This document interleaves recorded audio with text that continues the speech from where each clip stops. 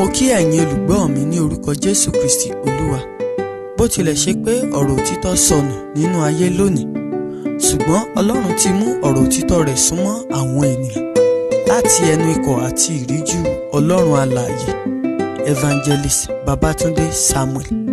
Tẹ́tí gbọ́ kí o sì di alábùkún fún ní orúkọ Jésù Kristi. Ẹsẹ̀ ọ̀rọ̀ Ọlọ́run tá ń gbé yẹ̀wò lówùúrọ̀ yìí láàrin nínú ìwé Joel chapter 1 verse 14. Mo lọ mọ sí Bíbélì sínú New Testament yìí ó. Nígbà tá a pé Joel ní sẹ́ lómi ní sìn Revelation ló ti lọ bẹ̀rẹ̀. Lómi sí láti Matthew. Old Testament ló wá o. Immediately after Hosea. Mo kà á láti bí yìí. Ẹ ya àwẹ̀ kan sí mímọ́. Ẹ pè àjọ kan tí ó ní ìrònú. Ẹ pè àwọn àgbà àti gbogbo àwọn ará ilẹ̀ náà jọ sí ilé Olúwa Ọlọ́run yín kí ẹ sì ké pe Olúwa. Mo bá wa sọ̀rọ̀ láàárọ̀ yìí lórí pípe àjọ tó ní ìrònú, pípe àjọ tó ní ìrònú. Amen. Nígbà tá a bá sọ̀rọ̀ nípa pípe àjọ tó ní ìrònú, láti ìgbà tí Ọlọ́run ti mú àwọn ènìyàn rẹ̀ jáde kúrò ní oko ìgbèkùn, oko ẹrú, lọ́run ti ń pè wọ́n sí àjọ tó ní ìrònú. Torí pé kí ni Ọlọ́run fẹ́ kákan péjọpọ̀ kákan wá sí òun ní ìjọsìn tí ò ní ìrònú tàbí tí ò ní láárí. Ọlọ́run fẹ́ ká sin òun ní ọ̀nà tí ò ní jẹ́ ìtẹ́wọ́gbà. Ìdí nìyẹn tí Ọlọ́run ti sọ pé ó ní èmi kò fẹ́ kí irú ọmọ Jákọ́bù kó ṣe kí ni o kó wá mi lásán. Ìyẹn lè wọ́ Ọlọ́run lásán, ìyẹn lè wọ́ Ọlọ́run fógun ọdún kó sì mọ́ rí tí ò bá wọ́ Ọlọ́run bó ti yẹ kó wọ́. Ọ̀pọ̀ ń káàkiri orí òkè lónìí, ọ̀pọ̀ oríṣiríṣi ìpéjọpọ̀ là ń ní káàkiri, ṣùgbọ́n tí Ọlọ́run ò sí níbẹ̀. Kì í ṣe pé Ọlọ́run fẹ́ wà láàrin wọn, àwọn ni ò mọ̀ lànà tó yẹ ká fi wá Ọlọ́run, àwọn ni ò mọ̀ tí Ọlọ́run fẹ́. Ọlọ́run máa ń ní interest nínú ìpéjọpọ̀ àwọn ènìyàn rẹ̀, ṣùgbọ́n kì í kàn fẹ́ ìpéjọpọ̀ tí ò ní ìrònú, pípe àjọ tó ní ìrònú. Nígbà tá a bá dẹ̀ sọ̀rọ̀ àjọ làwọn eléèbó mọ̀ sí assembly. A ní oríṣiríṣi ìgbìmọ̀ àjọ, ìpéjọpọ̀ àjọ àwọn abọ̀sáwà, ìpéjọpọ̀ àjọ àwọn onípatí, àwọn ẹni táyé. So oríṣiríṣi àjọ là ní, ṣùgbọ́n mo ń sọ̀rọ̀ lórí àjọ àwọn ọmọ Ọlọ́run láàárọ̀ yìí. Ìtumọ̀ àjọ ní ìkórajọpọ̀ àwọn ọmọ Ọlọ́run ní orúkọ Olúwa, tí àjọ túmọ̀ sí nìyẹn ní ìtumọ̀ ti Bíbélì. So àádẹ́rì eléyìí nínú ìwé Matthew chapter 18 verse 20. Kí ló sọ fún wa? Matthew 18:20. Nítorí níbi tí ẹni méjì tàbí mẹ́ta bá kó ara wọn jọ lé orúkọ mi, níbẹ̀ ni èmi wà ní àárín wọn. Ìtàn pè ní àjọ náà ní gathering, ìkórajọpọ̀ àwọn ènìyàn là ń pè ní àjọ. So ó túmọ̀ sí pé kì í ṣèyàn kan, ìkórajọpọ̀ ẹni méjì, mẹ́ta, mẹ́rin, márùn, mẹ́fà jù bẹ́ẹ̀ lọ là ń pè ní àjọ. Orí èèyàn méjì mẹ́ta náà sì níjọ́ ti bẹ̀rẹ̀. Ó ní níbikíbi tí ènìyàn méjì tàbí mẹ́ta bá kó ara wọn jọ pọ̀ ní orúkọ mi, ó ní èmi wà láàrin wọn. So tí a ń pè ní àjọ, ó ní ìkórajọpọ̀ àwọn ọmọ Ọlọ́run ní orúkọ Olúwa. Now wọ́n á fẹ́ sọ̀rọ̀ lórí ìta ń pè ní àjọ tó nírònú. Mo ti sọ̀rọ̀ lórí ìtí àjọ túmọ̀ sí, which is assembly. Now kí là ń pè ní àjọ tó nírònú? So àjọ tó nírònú ó jẹ́ ìkórajọpọ̀ àwọn ọmọ Ọlọ́run tó ní ṣe pẹ̀lú àti sin Ọlọ́run ní ọkàn òtítọ́, ìrẹ̀lẹ̀ àti ìwárìrì. Ìkórajọpọ̀ àwọn ọmọ Ọlọ́run tó ní ṣe pẹ̀lú àti sin Ọlọ́run pẹ̀lú ọkàn òtítọ́, ìrẹ̀lẹ̀ àti ìwárìrì. Ọlọ́run tá a ń sìn kì í ṣe Ọlọ́run tí èèyàn kàn lè mọ ṣe déédéé sí. Ọlọ́run tí a ń sìn tẹ̀rùtẹ̀rù ní. Ọlọ́run tí a ń sìn tọ́látọ́lá, tògótògó ní. A lè rí èyí nínú ìwé Nehemiah chapter 8 verse 18. Ìwé Nehemiah immediately after Ezra. Nehemiah chapter 8 verses 18. Ezra sì kà nínú ìwé òfin Ọlọ́run ní ojoojúmọ́ láti ọjọ́ kìíní títí dé ọjọ́ ìkẹyìn. Wọ́n sì pa àṣẹ náà mọ́ ní ọjọ́ méje, àti lọ́jọ́ kẹjọ wọ́n sì pe àjọ tí ó ní ìrònú gẹ́gẹ́ bí ìṣe wọn. Àjọ wọn, àjọ tó ní ìrònú ni, bí fíìlì pé wọ́n ti ń pe àjọ tó nírònú gẹ́gẹ́ bí ìṣe wọn, that is it is their custom. Ó ìṣe wọn ní, ìlànà wọn ní, bọ́n ti máa ń ṣe nìyẹn. Àjọ tí wọ́n máa ń pè ìkórajọpọ̀ tó ní ìrònú ní. Ẹ já síbẹ̀ lọ sínú ìwé John chapter 4 verse 23 and 24. John chapter 4 verse 23 and 24. Ṣùgbọ́n wákàtí ń bọ̀, ó sì dé tán nísinsìnyí nígbà tí àwọn olùsìn tòótọ́, can you see, olùsìn tòótọ́, the true worshippers. Oríṣiríṣi àwọn olùsìn lání, ṣùgbọ́n tòótọ́ inú wọn, àwọn tó jẹ́ tòótọ́ nínú wọn yóò máa sin baba ní ẹ̀mí àti ní òtítọ́, nítorí irú wọn ni baba ń wá kí ó máa sin òun.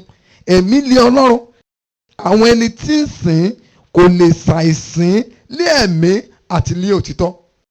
So Ọlọ́run fẹ́ ìkórajọpọ̀ àwọn ọmọ rẹ̀, ṣùgbọ́n kò fẹ́ yìí tí kò ní ìrònú. So nígbà tá a bá tẹ̀ àwọn sọ̀rọ̀ nípa àjọ tó ní ìrònú, ó túmọ̀ sí pé àwọn àjọ kan wà tí kò ní ìrònú. So orí ohun tí mo ti fẹ́ sọ̀rọ̀ lé lórí nìyẹn, àwọn àjọ tí kò ní ìrònú níwájú Ọlọ́run nínú ìjọ. Àwọn àjọ tí kò ní ìrònú, that is ìkórajọpọ̀ tí kò ní ìrònú. Isaiah chapter 1 verse 12 to 14. Isaiah chapter 1 verse 12 to 14. Nígbà tí ẹ̀yin wá láti fi ara hàn níwájú mi, ta ló béèrè yìí lọ́wọ́ yín láti tẹ àgbàlá mi? Ẹ má mú ọrẹ asán wá mọ́, tùràrí yín já sí ohun ìríra fún mi. Ó ti tuntun àti ọjọ́ ìsinmi ìpè àjọ, èmi kò lè rọ́jú gbà á ẹ̀ṣẹ̀ mi. Àní àpéjọ ọ̀wọ̀ ni. Verse 14. Oṣù tuntun yín àti àjọ ìdásílẹ̀ yín, ọkàn mi kórìíra, wọ́n já sí ìyọlẹ́nu fún mi, ó sú mi láti gbà wọ́n. Ọlọ́run lè lè fún àwọn Ísírẹ́lì o. Ọlọ́run ní pé nígbà tán kóra wọn jọ pọ̀ wá sílé Ọlọ́run, Ọlọ́run sọ fún wọn pé ta ló pè wọ́n wá, ta ló rán wọn kán wá síwájú òun wá farahàn, ta ló bẹ̀ wọ́n ṣẹ́, ta ló pè wọ́n. Ó nítorí pé kéde, ó ní ìwà àwọn òwú òun. Ọlọ́run pé ká má mú ọrẹ asán wá mọ́. Ọlọ́run sọ pé tùràrí wọn, ohun gbogbo tí wọ́n mú wá, ohun olórùn dídùn wọn, ó já sí asán fún òun. Ó ní ọjọ́ ìsinmi wọn, ó já sí ọjọ́ tí kò ní rònú fún òun.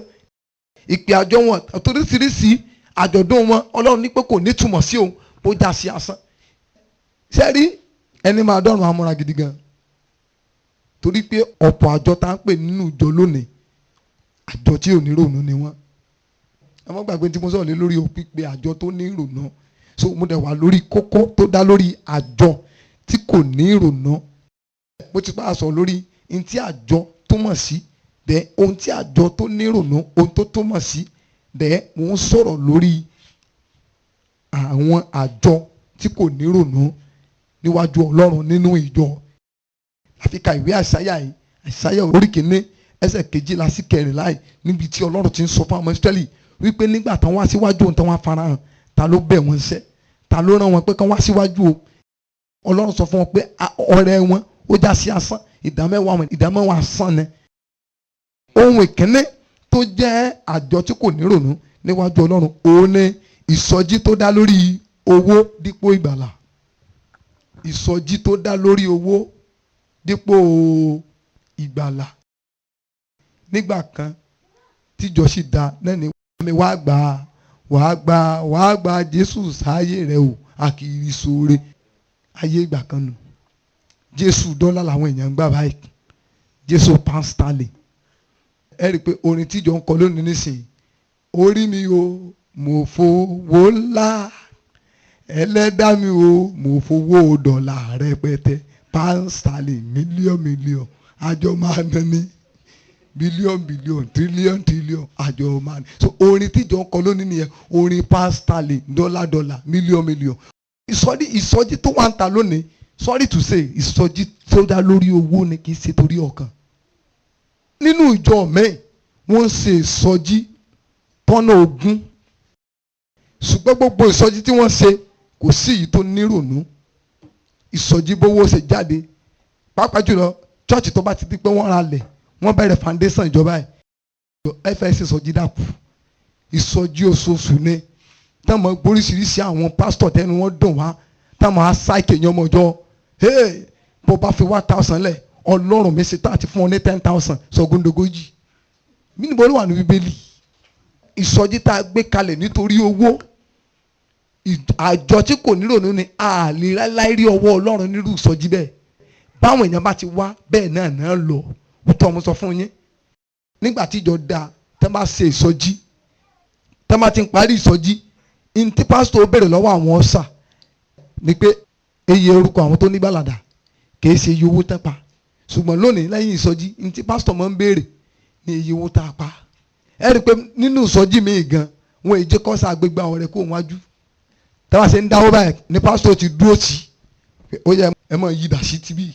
Báwọn sábà ti ń gbé báskẹ̀tì gidi tẹ́ ń gbowó, wájú pásítọ̀ náà wà mọ̀ yí dàsí náà tún gbégbá lọ bó ṣe ń ṣe nìyẹn. So báyìí ti parí báyìí pásítọ̀ yóò ṣe nǹkan ẹ̀. Bẹ́ẹ̀ tí sórí ọ̀fẹ́ tí pásítọ̀ ti gbá owó ń gbé lọ ayé ti ẹnu. Torí pé n tó fi torí pé sọjí nù. Pásítọ̀ kan ni mo gbọ́ tán ni ó sọ fún bàbá rẹ̀ nínú Olúwa pé kò sówó lọ́wọ́ òun. Ó ní kí ló mí pò lówó lọ́wọ́. Ó ní kí ló ń ṣe é náà. Gbé sọjí lẹ́nà sọ fún àwọn ọmọ ìjọ ẹ̀ pé orí pọ́ síwájú wọn. Olówó wọlé. So irú ìsọjí tá a gbélẹ̀ nítorí owó sọlọ́run wà nú ẹ̀. Sájọ tó nírònú ni. Ẹ̀ẹ́dẹ̀ ti rí pé ìpéjọpọ̀ tá a bá ti pè tó bá ti pé lórí owó ni ìwàásù irú ìsọjí bẹ́ẹ̀ kì í tó nǹkan. Wọn ò sí wọn àwàjinlẹ̀. Ìsọjí tá a gbélẹ̀ tó yẹ pé àkókò wàásù àkókò péréte ni under 10-15 minutes 30 minutes ó pọ̀ jù àti parí ìwàásù. Nínú ìsọjí gbogbo tó kù ìpè owó ni báyé ó ṣe dáa ìwọ tó bá fẹ́ soríire. Wọ́n ṣe wọ́n ní ó yẹ kó rí sí ẹ̀yin wá, Olúwa ní ẹ kó rí sí ẹ̀yin wá. Ìwọ tó bá jẹ́ télọ̀ mú tepurulu wá àti sísọ́ọ̀sì, ìwọ tó bá jẹ́ kápẹ́ńtà mú hámà wá. Ẹ̀yin oníṣẹ́ ọwọ́ Ọlọ́run ló ń fẹ́ yàbùkú lù yín lẹ́yìn ọ̀pọ̀lọpọ̀ ìsọjí tẹ́ bá ṣe tán kí lẹ rí? Kò sí, torí pé kí ni Ọlọ́run kọ́ ló pè ìsọjí bẹ́ẹ̀. So ìsọjí tó bá dá lórí owó dípò ìjèrè ọkàn, irú ìsọjí bẹ́ẹ̀ àjọ tí kò ní ìrònú ni ẹ sì lè rí ọwọ́ Ọlọ́run níbẹ̀. Ohun mìíràn tó jẹ́ àjọ tí ò ní ìrònú níwájú Ọlọ́run, ó ní ìpéjọpọ̀ ọjọ́ ìsinmi tó dá lórí ijó àtàríyá. Àwọn ṣọ́ọ̀ṣì kan wà tí ní dárúkọ tó yẹ pé tán bá náà ń jó báyìí, obìnrin méjì ó sì kọjú síra wọn, wọ́n á máa lu àyà báyìí, náà máa lu àyà síra wọn báyìí. Ìpéjọpọ̀ ọjọ́ ìsinmi àwọn ẹ̀yẹ kò ní ìrònú. Ìpéjọpọ̀ ọjọ́ ìsinmi ọjọ́ Sunday táwọn akọrin bọ́ síbẹ̀ tán náà fẹ́ kọrin tó wá ṣe pé gbé bọ́dì ní tán kọ́ dọ́là ní tán kọ́. Irú ìpéjọpọ̀ yẹ kò ní ìrònú níwájú Ọlọ́run. Ìyàwó tá a fi jó fẹ́ tó pé orí ijó la ti hé, orí ijó náà ni ó tún gbà lọ. Ìsìn ọjọ́ ìsinmi tó yẹ pé àríyá la fi bẹ̀rẹ̀ ẹ̀ kí ọ̀la fẹ́ fi parí, àríyá náà la fi sórí ọ̀fẹ́. Mo gbọ́ church kan lẹ́kọ̀ọ́ tánà máa ń ṣe dancing competition táwọn ní kéyìn obìnrin wọ ṣòkòtò kídìí yín ó ràn bọ́bọ́n, ẹni tó bá ti lè jù díjú ni ó tún gba ẹ̀bùn. Àwọn ìjọ àríyá mo gbọ́ ṣọ́ọ̀ṣì kan lẹ́kọ̀ọ́ ńlẹ̀ bẹ́ẹ̀ náà ni Ọlọ́run ṣàánú wa. Wọ́n ní church yẹ àwọn ẹyẹ máa ń employ bouncer, wọ́n máa ń gba bouncer. Party náà ti máa ń lò tàbí club house náà ti máa ń lo bouncer. Èmi mo ti bouncer tún wá dé ṣọ́ọ̀ṣì. Àwọn bouncer yẹ òmìnira wọ́n ṣe fìrìgbẹ̀fì tẹ́ bá rí apá ẹ̀mí ní wọn. So wọ́n ní tẹ́yìn bá ti ń lọ ṣọ́ọ̀ṣì tó gba wájú ibẹ̀ wáyé wọ́n kàn fọwọ́ kọ báyìí náà ni pé you are welcome, this place is a worship center so you can join us to serve God. Wọ́n kàn drag lè rárá ẹ gbà kò sí bọ́ọ̀sì lágídí tó wọ́n kàn tó bá ti fọwọ́ kọ báyìí tó bá ti mú báyìí ni wọ́n gò tí ọ̀rọ̀ sọ̀rọ̀ alẹ̀ torí wọn ò ń sagídí pẹ̀lú ìlú wọn.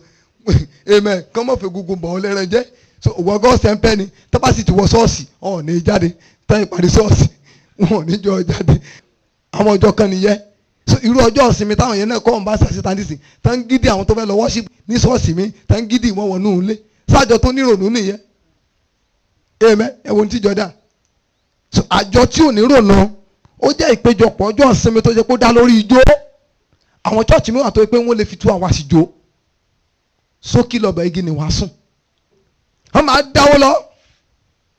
Ìpéjọpọ̀ yẹ sí Ọlọ́run. Ìpéjọpọ̀ tí ò ní ìrònú ni.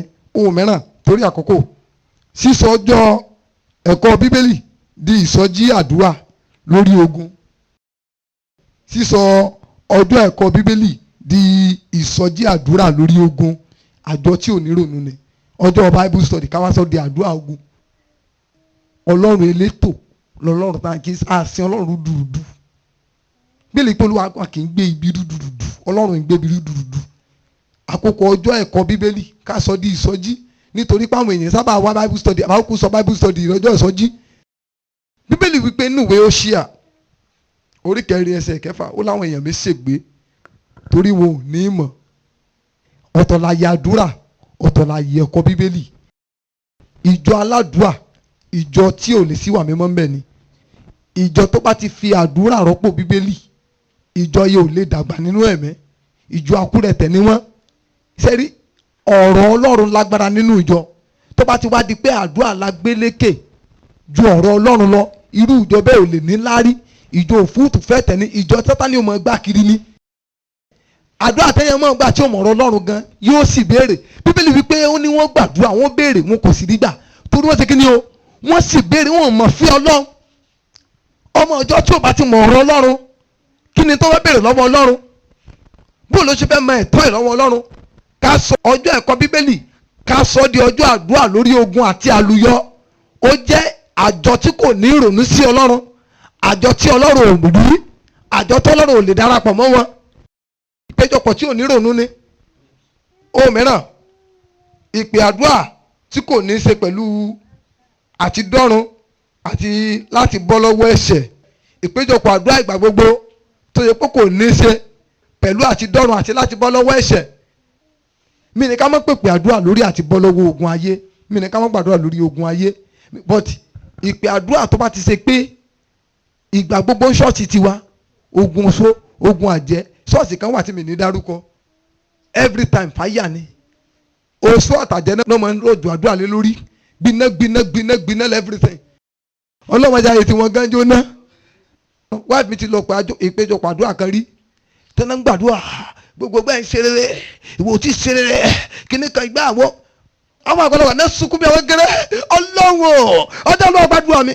ẹni tá a sì ń sọ ó lè máa yàn lè irú wọn lè máa fọ̀rọ̀ ẹ̀yìn bá yé èèyàn jẹ́, irú wọn lè yálà gidi inú ilé, irú wọn lè ṣe pé gbogbo èèyàn náà bá dà wọ́n ní ẹni dèrè ìta ní òtù ọ̀ọ́ni wà wọ́n lóbìnrin sọ̀wọ́nù ó lóò mórí ọkọ wáyé ẹlòmíràn ọkọ bá ti tara ọkọ dìde ṣùgbọ́n torí ìwà burúkú ìwà rédèrèdè àìnítẹríba kò sì gbọ́rọ̀ Ọlọ́run. ìṣẹ́pẹ́ ẹni bá rí ti gbọ́rọ̀ Ọlọ́run ni ó mọ̀ pé ìwà kan ò dáa ìwà kan ló dáa. ṣùgbọ́n tó pé gbogbo ọjọ́ ayé ìpàdé àdúrà sáni ìpàdé àdúrà lórí àti ṣe rere sọ pé ìwọ náà sì lè tún lò láti yí àdúrà ìdànù. ọ̀pọ̀lọpọ̀ ọmọ Ọlọ́run ní olùdènà àdúrà ara ẹ̀. mi ní ká má gbàdúrà lórí ogun ayé, mi ní ká má gbàdúrà lórí àti ó dáa ká ṣe rere. ṣùgbọ́n ìrìn àjò sọ́run kò rọrùn ẹ̀mí mímọ́ jẹ́ ìmórídélé ìrìn àjò sọ́run ò jìnnà ẹ̀mí mímọ́ má jẹun kú sọ́nà ò bí àjọ. ìwọ tó bá lọ ọjọ́ ọmọ Ọlọ́run àbí pásítọ̀ tó di pé àdúrà lórí káwọn ọmọ ọjọ́ rẹ dọ́run ò jẹ́ ọ́ lógún àfi bí wọ́n ṣe bọ́ lọ́wọ́ oṣó bọ́ lọ́wọ́ àjẹ́.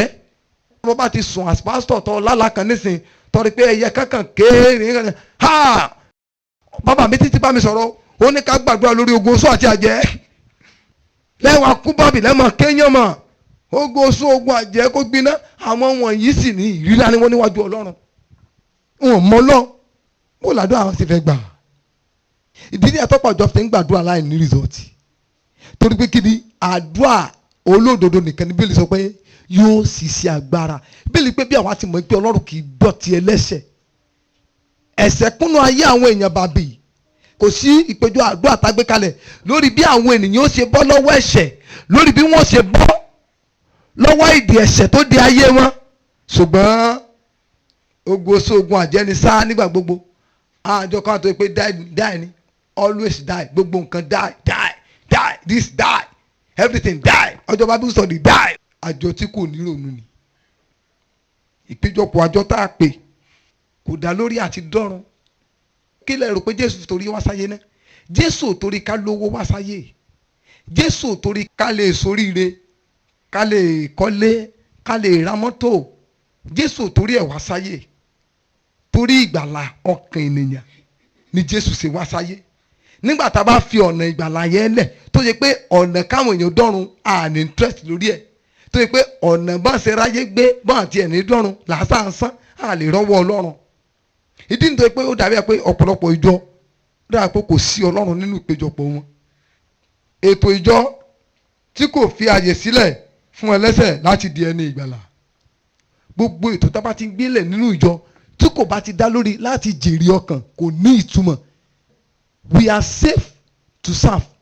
Matthew 18 ó ní ẹ lọ sí gbogbo ayé kẹ́ẹ̀sì ló máa sọ àwọn ènìyàn di ọmọ lẹ́yìn mi. Ètò kétò tá a bá ti gbé kalẹ̀ nínú ìjọ tí ò bá ti dá lórí àti jèrè ọkàn fún Ọlọ́run kò ní ìtumọ̀. Ìdí nìyẹn ni mo ṣe máa ń kọ̀ndẹ́mù launching. Ọ̀pọ̀lọpọ̀ ìjọ tó ń ṣe launching lónìí kò sínú ẹni tán lè pè wá sí launching wọn. Bó ti invite politician. Àwọn míì gbàlájà wá sínú launching.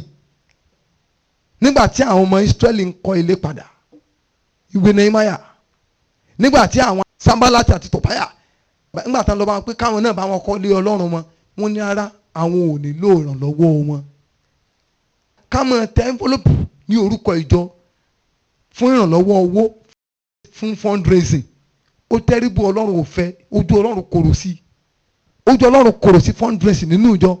Ká wá tẹ envelope ká pinlẹ̀ àwọn ìjọ lọ́wọ́ pé ká máa pín kiri. Ẹlòmíì ọ̀gá rẹ̀ alágbèrè ní lọ́fíìsì yóò wà lọ máa pín fún ìyẹ́ aláàjì ní o. Ẹ mọ̀ mú àpèwọ́ ìjọ Ọlọ́run, ẹ mọ̀ lọ síwájú àwọn aláàjì alájà, àwọn olóògbóni, àwọn politician, ẹ lè mọ forúkọ Ọlọ́run wọlé nítorí pé ẹ fẹ́ kọ́lé fún ṣọ́ọ̀ṣì. Ẹni tí Ọlọ́run ò bá ní ṣe kò ní dáwọ́lé. Ọlọ́run mọ bí ó ṣe lànà fún ìjọ tó bá dá kalẹ̀ láti dìde. Ẹ mọ̀ ìjà ran Ọlọ́run lọ́wọ́ mọ́ nínú ìjọ. Ká mọ̀ tẹ àpò ìwé láti raise fund fún church ó terrible. Ká mọ̀ invite àwọn aláìgbàgbọ́ wá sínú ìjọ all in the name of pa ṣe launching ó terrible. Inú Ọlọ́run ò dùn. Àjọ tí ò ní rònú ló jẹ́ níwájú Ọlọ́run. Ọjọ́ àjọ̀dún tá a sọjọ́jọ́ ayẹyẹ lásán nínú ìjọ ó terrible níwájú Ọlọ́run. Ní ọ̀pọ̀ ìjọ mi tá bá láwọn ṣàjọ̀dún mẹ́sẹ̀gì ò ní ju 10-15 minutes lọ, gbogbo tó kù orí ìpè owó ni. Ǹjẹ́ ẹni tó lè fọ́lọ́ ní gbà pé Ọlọ́run wa ń tọrọ bára. Ìwàásù kan ni mo gbọ́, ó ní aláìgbàgbọ́ kan sọ pé àwọn ìránṣẹ́ Ọlọ́run òde ẹnu ẹni wọ́n dùn. Wọ́n bá tiẹ̀ wàásù tó ṣe dáadáa nígbà táwọn bá parí ìwàásù wọn orí ẹ̀tọ́ Ọlọ́run lọ́rẹ̀ náà ni. Àwọn aṣọ Ọlọ́run dálágbé à ń borúkọ Ọlọ́run jẹ́. Ètò ìjọ tá a bá ń gbé kalẹ̀ every program nínú ìjọ every convention tá a bá ń ṣe tí ò bá ti dá lórí àti jèrè ọkàn kò ní ìtumọ̀ sí Ọlọ́run. Kò ní ìtumọ̀. Àjọ tí ò ní rònú ni. Ẹ rí i pé nínú ìjọ mi tẹ́lẹ̀ láwọn fẹ́ ṣe convention báyìí. Ìjọ tó bá ti di pé ẹ ti ń pa màálù fún convention, olùdásílẹ̀ ìjọ yìí ò ní fẹ́ kẹ́ mọ́ pa màálù lọ́dún kan o. Pé ọdún kan ni ò wá sówó ọ̀bẹ wa fẹ́ sílẹ̀ àlẹ́ ṣàjọ̀dún tọ́bi ó sílẹ̀ o. Gbogbo ọ̀nà ni o, gbogbo ọ̀nà ni. Náà bẹ́ẹ̀ sì ni bu owó fáwọn ènìyàn. Àjọ tí ò ní rònú ni sí Ọlọ́run. Ọjọ́ àjọ̀dún nínú ìjọ tí ò bá ti sí ìwàásù tó ní láárí, ẹ pé ọjọ́ àjọ̀dún nínú ìjọ kì í ṣe ọmọ ìjọ nìkan ni ó wà. Ẹ rí i pé wọ́n nìkan pe àwọn ọ̀rẹ́ wọn wá. Oríṣiríṣi èèyàn ni ó wà lọ́jọ́ tí ìjọba ń ṣe àjọ̀dún. Irú ọjọ́ yẹn jẹ́ ọjọ́ tó yẹ kí pásítọ̀ mú ìwàásù tó gbóná lórí ìgbàlà kan wà nínú ìjọ. Kí ọkàn ẹlẹ́ṣẹ̀ tó bá wá sínú ìjọ lọ́jọ́ yẹn kó lè di ẹni ìgbàlà. Ṣùgbọ́n tó bá ti pé lórí Ọlọ́run ó bùkún fún ọ ládàlé lórí. Lọ́jọ́ convention tó nírúurú wá tá a dẹ̀ lè wàásù ìgbàlà tó ní ìtumọ̀ fún wọn. Àjọ tá a pè lọ́jọ́ yẹn sí Ọlọ́run kò ní ìrònú. Àjọ̀dún ọmọ wẹ́wẹ́ tí ò sí wàásù gidi, àjọ tí ò ní ìrònú ni. Ọdún ìkórè inú ìjọ tá a ń ṣe tí ò bá ti sí ìwàásù ojúlówó ọ̀rọ̀ Ọlọ́run, àjọ tí ò ní ìrònú ni. Ohun tí ó jẹ́ tọlọ́run nínú ohun gbogbo tá a ń ṣe nínú ìjọsìn nílé Olúwa ò ní àkókò ìyìn àti ọ̀rọ̀ Ọlọ́run. Méjì yẹn ní ti Ọlọ́run. Gbogbo ohun tá a ṣe nínú ilé Ọlọ́run, ihun tó jẹ́ tọlọ́run jù tó kan Ọlọ́run jù nínú ìjọ ò ní àkókò ìyìn sí Ọlọ́run àti ọ̀rọ̀ Ọlọ́run. Tí méjèèjì yẹn bá ti lè wọlé nínú ìjọ, gbogbo ohun tó kù tá a bá ṣe kò ní láárí sí Ọlọ́run. Owó tá a dá sọ́lọ́run ní òun. Bíbélì ní pé Ọlọ́run ká gbogbo ìdámẹ́wàá sílé òun. But sọ́lọ́run ní ná ìdámẹ́wàá. Mo béèrè sọ́lọ́run ní ná ìdámẹ́wàá. That is it. Sọ́lọ́run ní ná rẹ̀. Ọlọ́run kì í náwó. Lákòókò àdúrà gan à ń béèrè fúnra wa ni. Kódà bá gbàdúrà lórí ká dọ́run. Kí la ṣe Ọlọ́run là ń gbàdúrà pé kó dọ́run ni. Ṣẹ̀bá wa ni. So àwa la làdúrà. Àkókò àdúrà nínú ìjọ tí àwa ọmọ Ọlọ́run ló ṣe kì í ṣe tọlọ́run. À ń gbà sí Ọlọ́run lórí nǹkan tá a fẹ́. Bíbélì pé nínú ọpẹ́ àti ìyìn wa ká jẹ́ kí ìbéèrè wa di mímọ́. So àdúrà la máa fi ń béèrè nǹkan lọ́wọ́ Ọlọ́run. So àwa la ní àdúrà, ìyìn àti ọ̀rọ̀ Ọlọ́run ló jẹ́ ti Ọlọ́run nínú iṣẹ́ ìsìn wa nílé ìjọsìn. Tá a bá ti wá fi ọwọ́ gidi mú ìyìn àti ìwàásùn, ǹjẹ́ àmọ́ pé àjọ ọjọ́ yẹn tá a bá pè kò ní ìrònú níwájú Ọlọ́run. Ẹ̀rọ pé tó máa ń ṣe ọ̀pọ̀lọpọ̀ àjọ̀dún nínú ìjọ lónìí, onírúurú àjọ̀dún tó bá ń ṣe, wọn èèyàn wàásùn tó le. Mo ti lọ àwọn ọjọ́ kọ̀ọ̀kan, mo lè ti rí pé ọjọ́ ayẹyẹ wọn èèyàn wàásùn tó le torí wọn ò rèé sí fọ́ǹdì, wọn pè ìpè owó. Ẹ bá sì wàásùn tó le ju àwọn èèyàn ò ní í dáwó.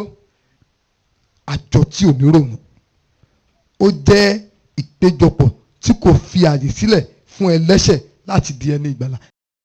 Tá bá wo ìrìn àjò iṣẹ́ ìránṣẹ́ Jésù, nígbà tí Jésù bá ti rí èrò tó rí àjò ènìyàn, ẹ rí i pé ọ̀rọ̀ bí wọ́n ṣe dọ́ran ni Jésù mọ́ bá wọn sọ. Ọ̀rọ̀ lórí ọ̀run àpáàdì àti ìjọba ọ̀run ni Jésù sọ jù. Gẹ́gẹ́ bí ìwádìí ṣe fi yé wa, Jésù wàásù lórí ọ̀run àpáàdì ju ìjọba ọ̀run gan lọ. Ṣùgbọ́n lónìí, nígbà tá a bá ti rérò, àìfẹ́ kérò lọ, ohun tá a ṣe térò òfin ní lọ làá mọ̀ wá. Ọ̀pọ̀ ìpéjọpọ̀ tá ń pè lónìí, inú Ọlọ́run ò dùn sí, ó sì já sí àjọ tí kò ní ìrònú níwájú Ọlọ́run. Èyí tó gbẹ̀yìn ẹ̀, àpèjọ tí kò ní í ṣe pẹ̀lú àtidọ́run.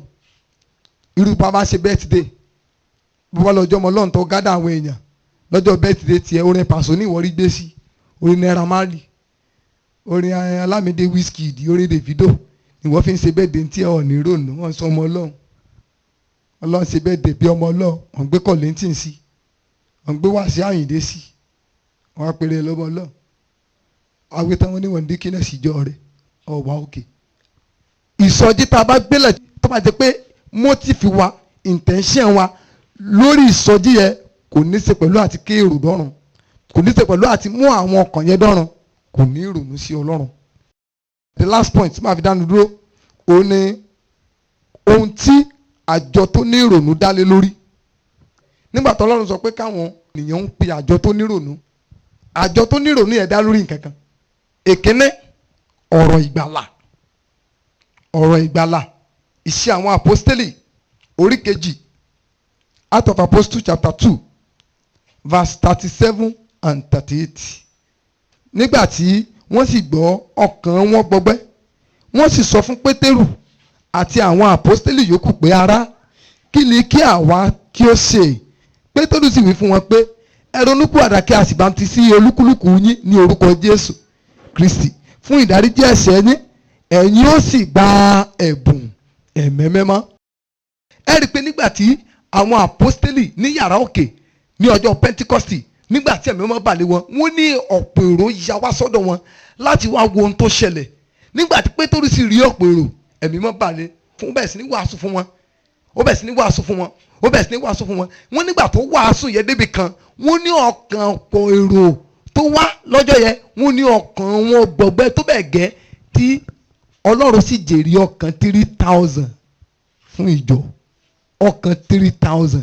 Ìbá ṣe pé ọ̀rọ̀ dídùn dídùn ni Pétérù sọ lọ́jọ́ náà, kì bá mọ̀ ti sẹ́nikẹ́ni tí ó ní ìgbàlà nínú àwọn yẹn.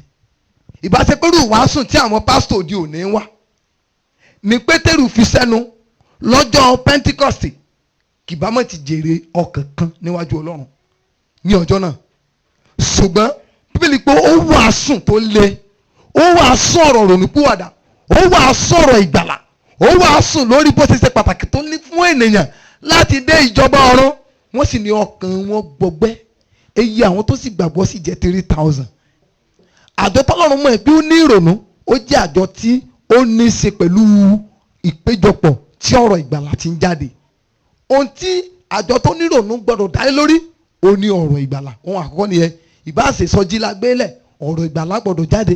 Ìbá ṣe convention là ń ṣe, kò sẹ́ni tó lè wù ká máa ṣe. Ọ̀rọ̀ ìgbàlà ṣe kíni o, ó gbọ́dọ̀ jáde. Kódà ìbá ṣe gbéyàwó, ìbá ṣe èkómọ là ń ṣe, gbogbo nǹkan tá a bá ń ṣe, tá a kó àwọn ènìyàn Ọlọ́run jọpọ̀, a gbọ́dọ̀ lè wá sọ̀rọ̀ ìgbàlà. Ohun mìíràn, ìdájọ́ àti òdodo Ọlọ́run. Ìdájọ́ àti òdodo Ọlọ́run. Isaiah chapter 56 verse 1. A gbọ́dọ̀ lè sọ̀rọ̀ lórí ìdájọ́ Ọlọ́run àti òdodo Ọlọ́run.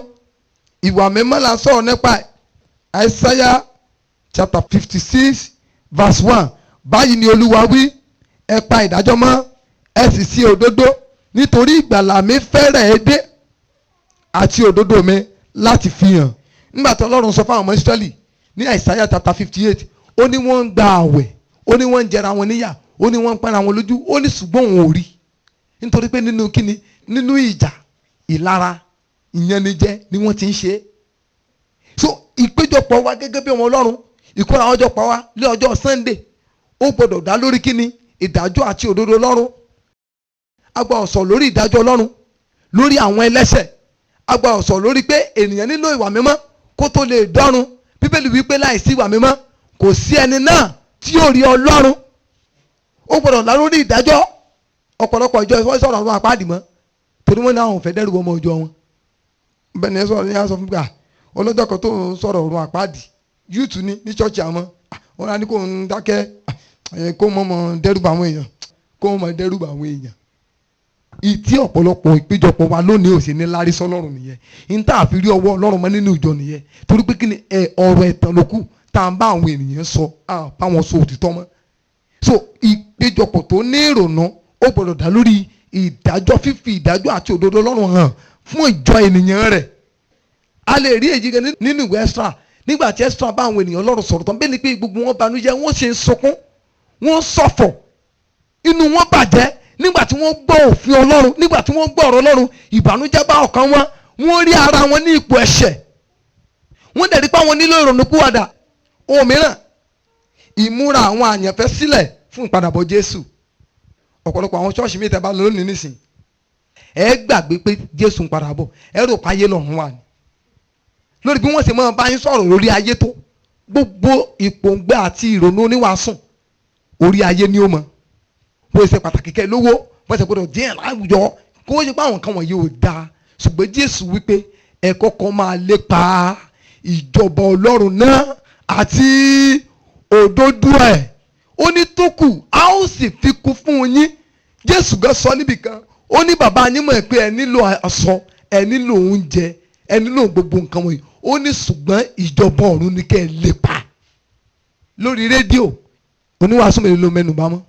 Lórí tẹlifíṣàn oníwàásù mélòó ló mẹ́nubà ìpadàbọ̀ Jésù mọ́? Àfi kán mọ́ polongo ìsọjí.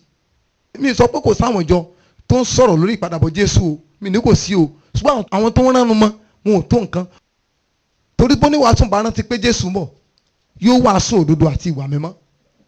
Àwọn àsìkò ọ̀la níṣẹ́ yìí, oníṣẹ́fẹ́ rẹ̀ dé, alábàásísọ́pọ̀ rẹ̀ lájẹ́, òun ló níṣẹ́ rẹ̀, ó sì ń bọ̀ wá bẹ ọgbàjà rẹ̀ wò lọ́jọ́ kan, ó ń bọ̀ wá kó àwọn àyànfẹ́rẹ́ lé.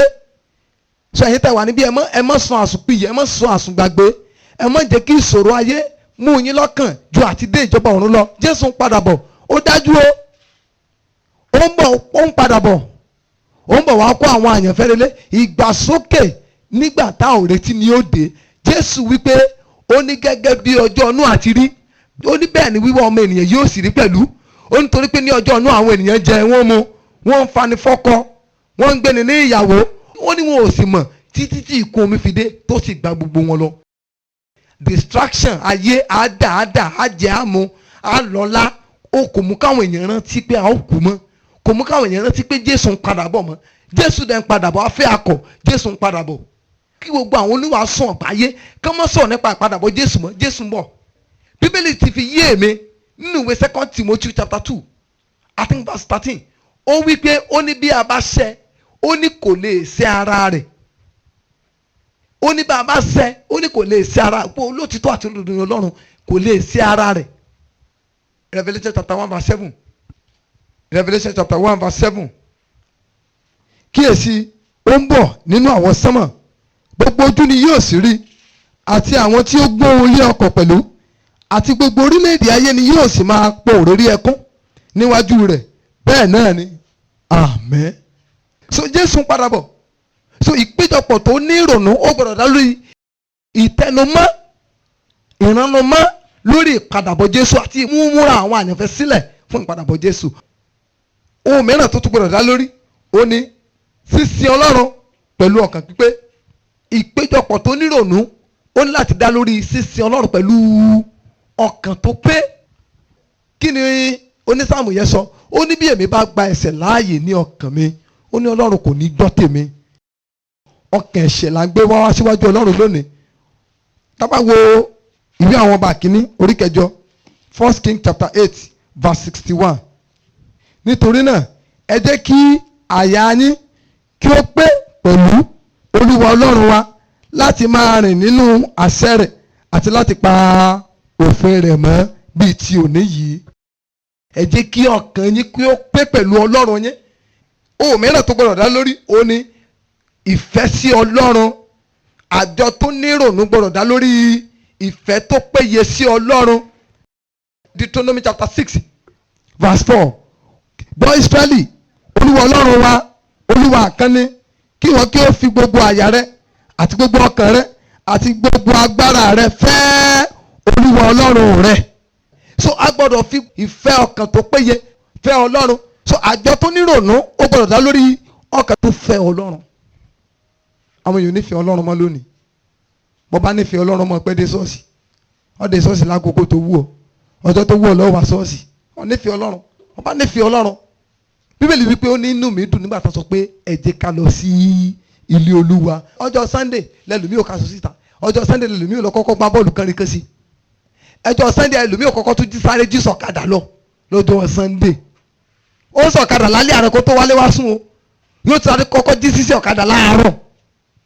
Àwọn nǹkan tí mo kà á lẹ̀ yìí ó ní àjọ tó ní ìrònú gbọdọ̀ dá lórí kí ìsìn wa tó ṣe kí ni o kó tó lè jẹ́ ìtẹ́wọ́gbà níwájú Ọlọ́run. Ọ̀pọ̀ ìsìn lónìí ni ò jẹ́ ìtẹ́wọ́gbà. Àkókò táwọn ṣọ́ọ̀ṣì mi ò fi kọrin kì í ṣe wákàtí 4-5 mọ́. Àwọn ọjọ́ káwọn tó yẹ pé bí aago 10 ni wọ́n bẹ̀rẹ̀ ìsìn ó di 4 ọ̀kan tó parí. Ṣẹ́rí láti 10 tó bá ti bẹ̀rẹ̀ orin ìbẹ̀rẹ̀ báyìí ó di bíi 3 kan tó ṣíwọ́ orin. Mo sọ pé rán ni mò ń pa. Oníwàásù kan olóyè kan náà ní invite òun sí Àbújá sí church kan fún àjọ̀dún wọn. Ó ní bó sì ṣe débẹ̀ ó lè sì sọ fún pé tó wákàtí kan lòun ó lò gẹ́gẹ́ bí oníwàásù o kìí ṣe kẹ́ ẹ mọ́ signal sóhun o. Ẹ ti gbọ́ báyìí o bóun ṣe máa ń ṣe tòun nù o. Wọ́n láwọn ti gbọ́. Bàbá yẹn nígbà tán bẹ̀rẹ̀ ìsìn ijó yìí ò dáa. Oníbẹ̀ làwọn onílù yẹn gẹ̀ẹ́lẹ̀ náà wọ́n crazy jeans. Ó láwọn akọrin náà ti rí rédèrèdè. Ó náà wá jó olóòsà fọwọ́lérá lòun wò wọ́n pé òun sàmọ̀ pé yóò sá kàn wá sùn. Kò tó bá dà kókò wá sùn ẹni ẹ bá bí dànù wọn kó wá fi tí kò ń pé àwọn ò lè lò tó wákàtí kan mọ́ o. Ó ní kódà níbi tẹ́sí tó dédé àwọn kan tó lọ gbá àga síta wọ́n tún ń ka newspaper náà tún ń jẹun. Àjọ tí ò ní ronú ọ̀pọ̀ àjọ ń sì ló pọ́ńta lónìí. Ọjọ́ ìsinmi ta la wá ṣọ́ọ̀ṣì ta pé àwa kan lọ mú gbá ẹjọ́ síta. Àwa kan mú kọ́nà kan níbi kan nínú ṣọ́ọ̀ṣì à ń jẹun. Àwa kan náà la ń jó. Sájọ tó ní ìrònú nìyẹn sí Ọlọ́run. Àwa la fẹ́ kí ọwọ́ Ọlọ́run wá rìn sọ́lọ́run tá a pọ́nlé Ọlọ́run tá a bu yìí fún la fẹ́ kó wá jọba láàrin wa. Ó láwọn tó bá bu ọlá fún mi lè yóò bu ọlá fún. Ẹ gé ọlá Ọlọ́run kó ẹ bọ́lá fún Ọlọ́run ẹ ká Ọlọ́run sí. Ẹlẹ́wàá nú chọ́ọ̀chì bẹ́lẹ̀ ṣe ń gbé fóònù nítọ̀ ń gbé fóònù bí fóònù ṣe ń ríǹgì láǹgùn bí ní ríǹgì láǹgùn bẹ̀ yẹ ẹ̀dẹ̀ ń jáde lẹ́mẹ̀wá lọ́n rí sífù kọlù ẹ wá ní àjọ tó ní ìrònú nìyẹn sí Ọlọ́run àbí kò ní ìrònú. Mo ti wà prógámù kan rí man of God kan ǹjẹ́ pé fóònù ẹ̀ dẹ̀ ríǹgì ó dẹ̀ ń lead àdúrà ó dẹ̀ pe àdúrà àwọn èèyàn dẹ̀ gbàdúrà ó dẹ̀ gbé fóònù ẹ̀ lò òun àánú prógámù. Sí àjọ yẹn ní ìrònú ẹ wá lọ ẹ̀rí ọwọ́ Ọlọ́run. Ìtẹ́ lè ṣe gan níwájú adájọ́ ayé ẹ̀ ṣe níwájú Ọlọ́run ẹ wá lẹ̀ rọ́wọ́ Ọlọ́run sájọ tó ní ìrònú agbẹ́ ṣọ́ọ̀ṣì lónìí. Àti tó ní kálukú lè ṣe bó ti wù. Ẹlòmíì ò gbé APC sétí nínú chọ́ọ̀chì. Ìwàásù ọmọ lọ yóò dẹ̀ mọ́ gbórin. Pásítọ̀ dẹ̀ ní sọ̀rọ̀ kò tẹ̀sẹ̀ ní tí ó sọ fún pé yọ APC etí ẹ inú chọ́ọ̀chì lọ wà fi ọlá fún Ọlọ́run kò sí. Nígbà tá a fẹ́ káwọn èèyàn ó lọ èrò sálà ń wá èrò iná àṣà ń wá. Kò sí discipline nínú ìjọ anybody can do anyhow. Ẹlòmíì ò tẹ̀ mọ́ mú kóòkì nínú ìjọ. Ẹ sì mọ́ ṣèṣìn yes àwọn kó jòkó sí kọ́nà chọ́ọ̀chì wọ́n sì mọ́ da àkásáyà wọ́n mọ́ mú. Àwọn aláwọ̀ ò jẹ́ wọn láti lé ní so àwọn rò pé káwọn fi nǹkan ronú inú ṣọ́ọ̀ṣì lọ́sọ̀ wá fi nǹkan ronú wọn fi nǹkan ronú ọ̀ tó kó lé. àjọ tí gbogbo nǹkan wọ̀nyẹn àjọ tí ò ní ronú ni inú dẹ̀ ń bí ọlọ́run dẹ̀ lè gbárùsìn bẹ́ẹ̀ lọ́wọ́ wa bí ìsìn wo bá ti jẹ́ ìtẹ́wọ́gbà ká tó kò láyé a lè kú pé kí ìsìn wa jẹ́ ìtẹ́wọ́gbà ẹ̀tẹ́ dolo ẹ̀sẹ̀ wa. mo rò pé ẹ ti di alábùkún fún nípasẹ̀ ọ̀rọ̀ ọlọ́run tí ẹ gbọ́ tán yìí. Fún àdúrà àti ìmọ̀ràn tàbí ìbéèrè lórí ohun tí kò yé ọ nínú ọ̀rọ̀ ọlọ́run o lè pè sórí aago yìí 08065935539. ẹ máa pọ̀ sí nínú oore ọ̀fẹ́ Kristi.